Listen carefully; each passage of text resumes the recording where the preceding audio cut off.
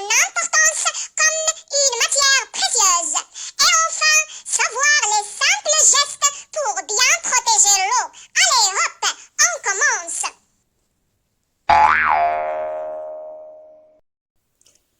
Où peut-on trouver de l'eau?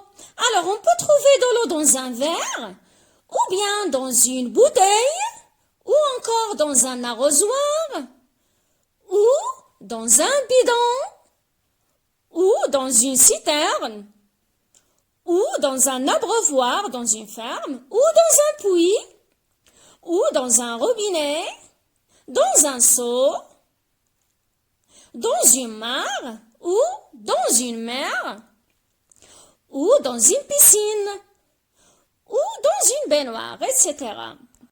L'eau est-elle toujours la même? L'eau est-elle toujours la même? Peut-on boire cette eau?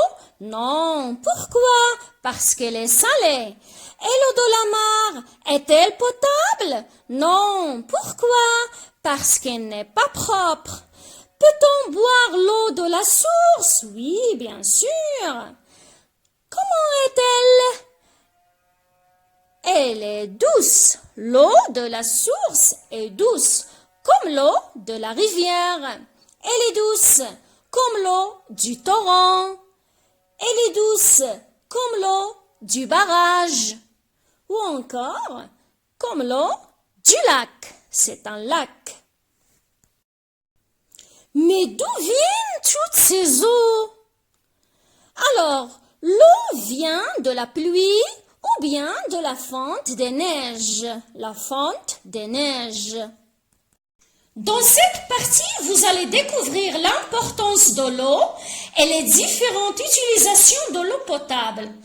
Alors, vous savez très bien que l'eau potable est une eau que l'on peut boire ou utiliser à des fins domestiques, c'est-à-dire à la maison, ou bien industrielle, c'est-à-dire dans les usines, ou transport par voie d'eau. Vous savez très bien que les navires et les bateaux avancent sur l'eau. Et enfin, on peut utiliser l'eau dans l'agriculture. Et maintenant, on va commencer par les usages de l'eau domestique. On sait très bien qu'à la maison et avec de l'eau, on peut boire, on peut cuisiner, on peut faire sa toilette, par exemple se brosser les dents, prendre sa douche, etc., tirer la chasse, faire la vaisselle, nettoyer la maison.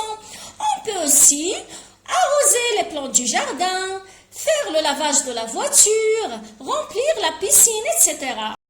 On passe maintenant aux usages industriels de l'eau. Alors, l'eau est utilisée dans les usines pour le lavage ou bien pour le refroidissement des machines ou des métaux. Ici, dans l'agriculture, l'eau est utilisée pour l'irrigation des champs ou bien pour l'arrosage des plantes et des fleurs ou bien pour l'abreuvement du bétail.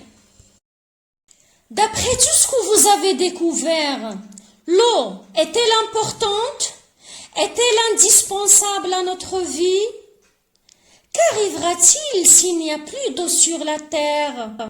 S'il n'y a plus d'eau, il n'y aura plus de plantes, ni de fruits, ni de légumes. Les animaux ne trouveront rien à manger et ils vont malheureusement disparaître sur la terre. Chaque être vivant a besoin d'eau pour sa survie. Sans eau, il n'y aurait aucune vie possible sur la terre, car l'eau, c'est la vie. L'eau est la source de vie. L'eau est la source de vie. L'eau est précieuse. Ne la gaspillez pas. L'eau est précieuse. Ne la polluez pas. Voici une importante question. Comment faut-il alors se comporter avec l'eau? Bien sûr, il faut la préserver et l'économiser tout en suivant ces bons gestes. Le premier, je ne laisse pas le robinet goûter.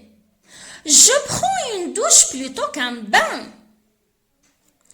Quand je me brosse les dents, je ne laisse pas couler l'eau. Je récupère l'eau de pluie pour arroser les plantes du jardin. Pour laver mon vélo, je prends un seau plutôt que le jet d'eau. Et pour le faire tourner, j'attends que la machine à laver soit pleine. Et enfin, je ne jette pas les ordures dans l'eau. Me voilà